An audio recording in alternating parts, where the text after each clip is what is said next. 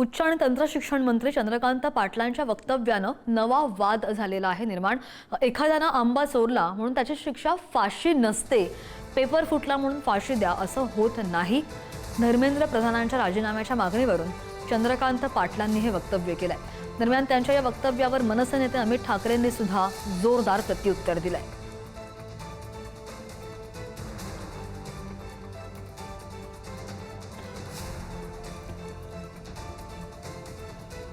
एखादा पेपर फुटल्यानंतर म्हणजे एखाद्याने एक आंबा चोरला म्हणून त्याची शिक्षा फाशी नसते ना।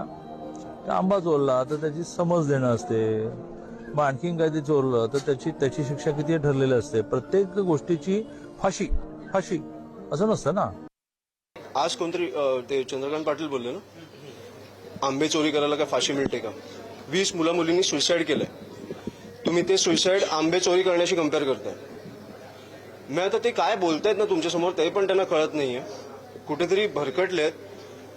अनेक प्रवक्त्यांचे मी व्हिडिओज बघितले, भाजपचे खूप असे नम्र झालेत जे दररोज किंचाळायचे, शिव्या घालायचे। त्याच्यामुळे आता त्यांना पण कळायला लागलं की आता देश पेटलाय, कुठचाही पक्ष नाही पेटलाय।